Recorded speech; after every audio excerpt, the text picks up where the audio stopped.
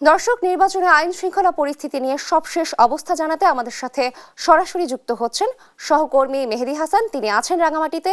মেহেদী, আপনি জানাবেন রাঙামাটিতে নির্বাচনে আইন শৃঙ্খলা পরিস্থিতি সম্পর্কে কেমন দেখছেন আপনি, এবং সেখানে সার্বিক পরিস্থিতি সম্পর্কে কি তথ্য আছে আপনার কাছে? নাবিলা, ধন্যবাদ আপনাকে।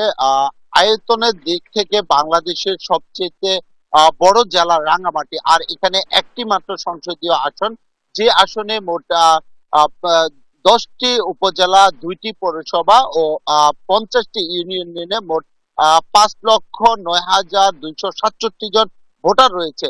তার বিপরীতে কিন্তু যদি বলি আপনাদের যে রাঙ্গামাটির আইন শৃঙ্খলা পরিস্থিতি, আইন শৃঙ্খলা বাহিনীর যে ভোট কেন্দ্রগুলোর জন্য এবং নির্বাচনকে সুষ্ঠু করার জন্য প্রচুর ব্যাপক তাদের তৎপরতা দেখা গেছে। আপনাকে যদি আমি আইন শৃঙ্খলা বাহিনীর যে সংখ্যাগুলো একটু, যদি বাংলাদেশ সেনাবাহিনীর প্রায় 3,400 জন সেনাবাহিনী মাঠে কাজ করছেন, পাশাপাশি বিজিবি কাজ করছেন 37 প্লাটুন, পুলিশ যদি বলি আপনাকে 1595, এবং আনসার সদস্য কাজ করছেন 2,769 জন।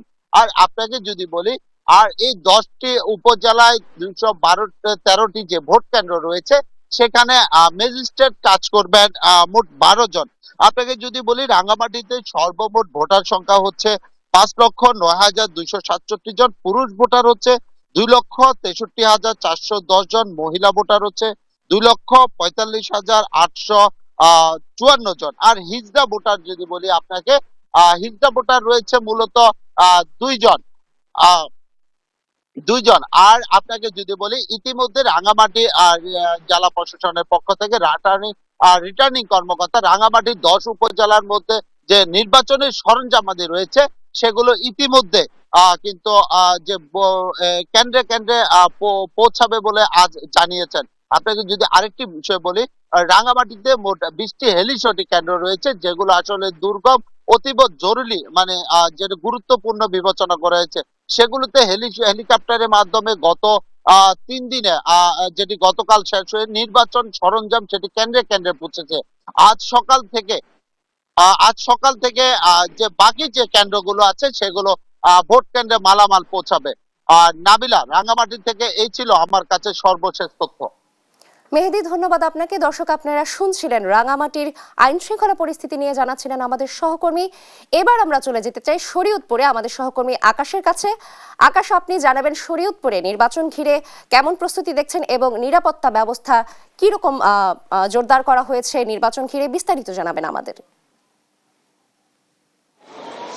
নাবিলা, 21 জেলার প্রবেশদ্বার শরীয়তপুর জেলাকে কেন্দ্র করে কিন্তু আমরা দেখেছি পদ্মা সেতুর দক্ষিণ থানায়, যে পদ্মা সেতুর জাজিরা প্রান্ত রয়েছে, সেখানে অতিরিক্ত পুলিশ এবং আনসার সদস্য মোতায়েন করা হয়েছে, যাতে এই জায়গা দিয়ে ঢুকতে কোনো বিশৃঙ্খলা সৃষ্টি না হয়। তার পাশাপাশি আমরা দেখেছি শরীয়তপুরের 8টি থানা ও 6টি উপজেলায় কিন্তু অতিরিক্ত পুলিশ ও সেনাবাহিনী কিন্তু গতকাল রাত থেকেই টহল দিয়েছেন। এই মুহূর্তে আমি অবস্থান করছি পুলিশ লাইনের সামনে। এখান থেকে কিন্তু আজকে সকালবেলা পুলিশ সদস্যরা এখান থেকে বের হয়ে যে শরীয়তপুর জেলার বিভিন্ন যে কেন্দ্রগুলো রয়েছে, 295টি কেন্দ্র, সেখানে গিয়ে তারা যে আইন শৃঙ্খলা পরিস্থিতি রয়েছে সেটি স্বাভাবিক রাখবে। আমরা জেলার রিটার্নিং কর্মকর্তার তথ্য মতে যেটি জানতে পেরেছি, তারা কিন্তু এই শরীয়তপুর জেলাকে নিরাপত্তা রাখার জন্য সর্বক্ষণে নিয়োজিত থাকবেন, এবং এই শরীয়তপুর জেলায় আনসার সদস্য নিয়োজিত থাকবে প্রায় 5,096 জন, প্রতিটি কেন্দ্রে 13 জন করে থাকবেন, এবং পুরুষ সদস্য থাকবেন 9 জন, মহিলা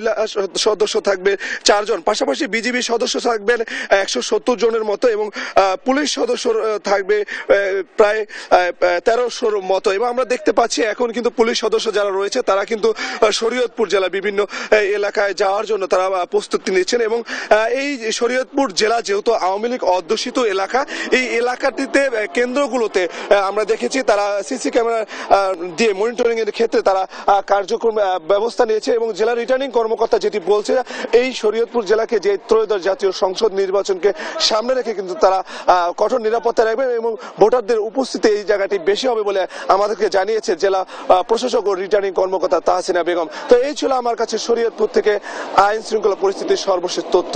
নাবিলা।